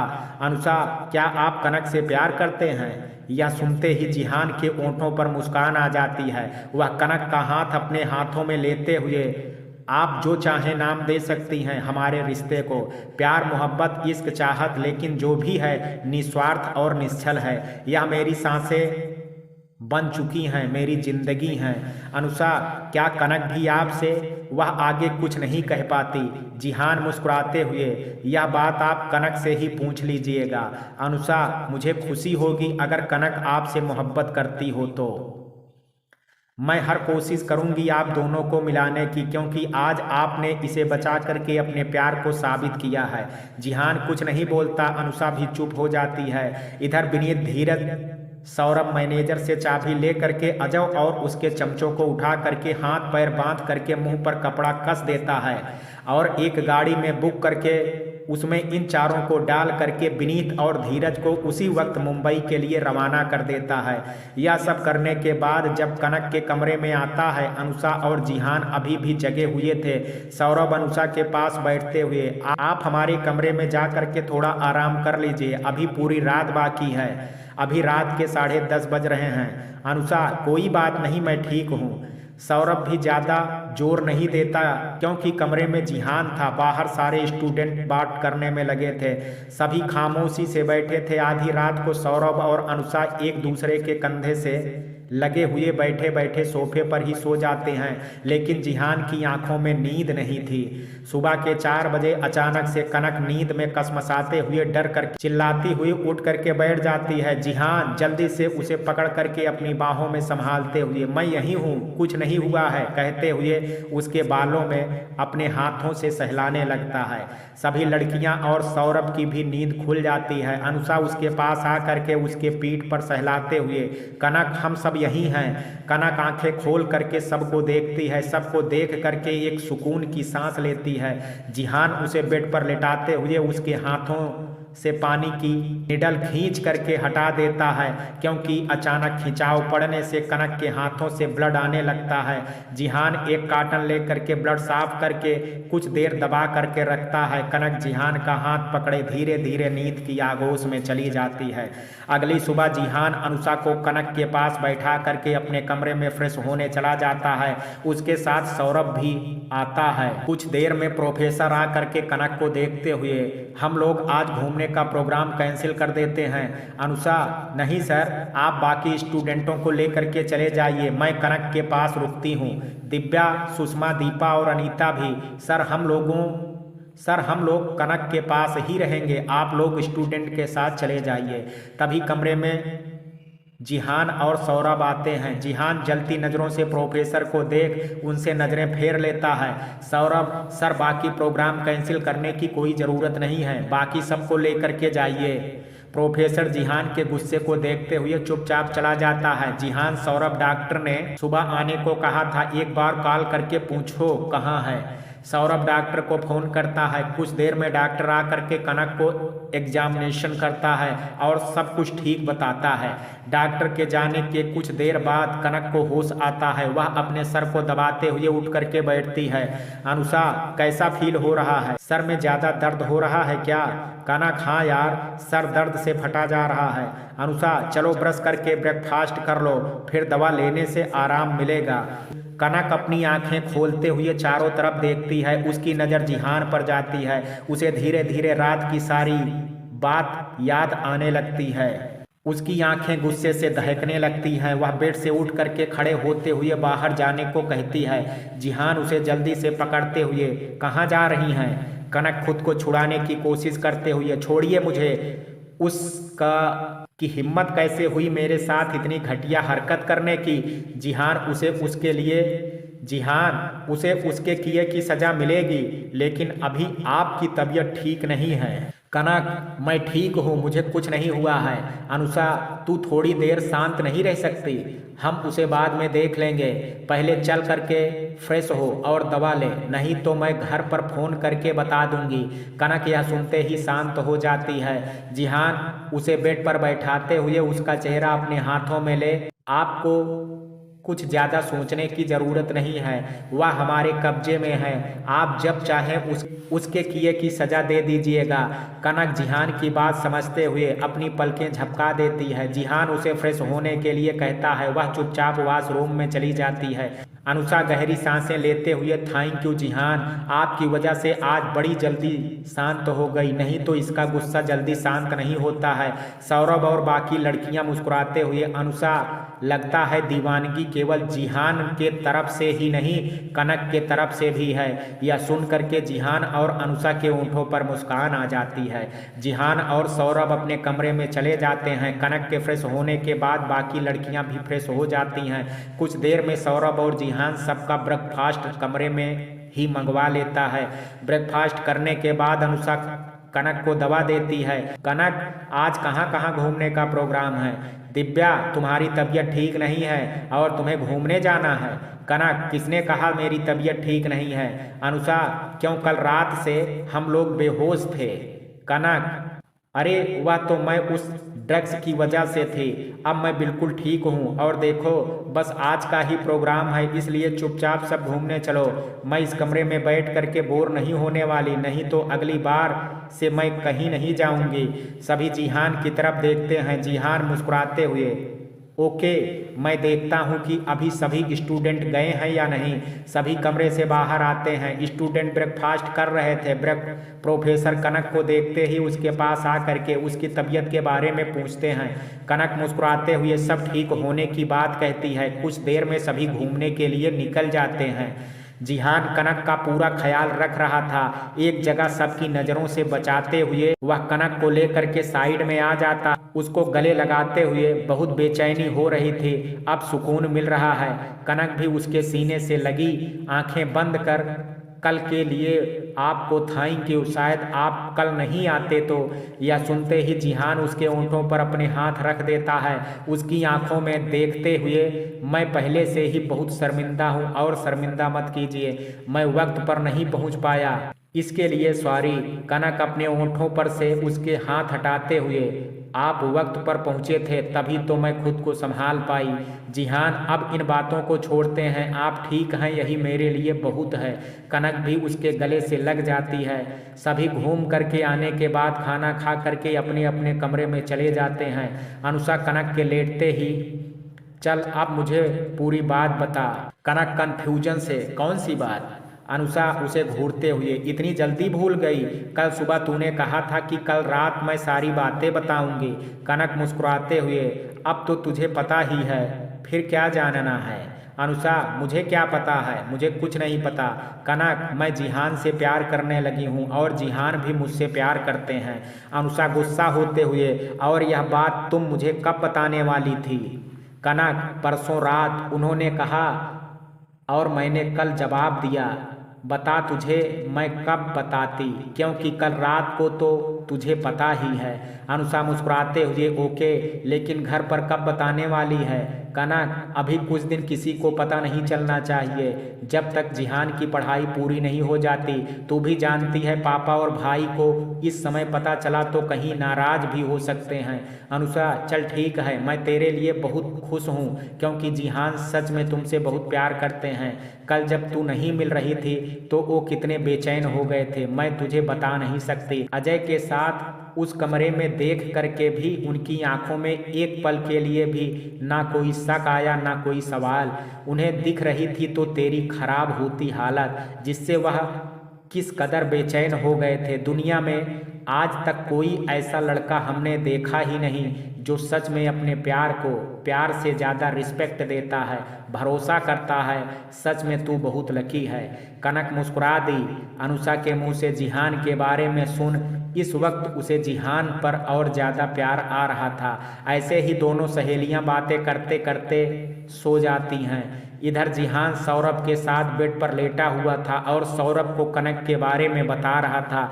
सौरभ, भाभी ने तेरा प्यार एक्सेप्ट कर लिया है, मैं बहुत खुश हूँ तेरे लिए, लेकिन अपने मॉम डैड को कब बताने वाला है? जिहान, सोच रहा हूँ अगले हफ्ते मॉम डैड की 25वीं एनिवर्सरी है, उसी पर सब दोस्तों के साथ कनक को भी इनवाइट कर मॉम डैड से मिला देता हूँ। सौरभ, बिल्कुल ठीक है, अंकल आंटी के एनिवर्सरी के दिन उनको बहू गिफ्ट में दे देंगे। जिहान मुस्कुराते हुए, मेरा तो ठीक है, लेकिन तू अपने दिल की बात कब बताने वाला है? सौरभ हड़बड़ाते हुए, कौन सी दिल की बात? जिहान उसकी तरफ देखते हुए, तुझे क्या लगता है तू मुझे कुछ नहीं बताएगा तो मुझे पता नहीं चलेगा?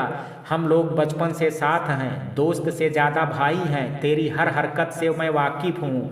सौरभ, जानता हूँ, पहले तू भाभी को अंकल आंटी से मिला, अभी मैंने तो उसके दिल की बात भी नहीं जानी है। जिहान, मैं भी तेरे लिए खुश हूँ क्योंकि अनुषा तेरे लिए परफेक्ट पार्टनर है।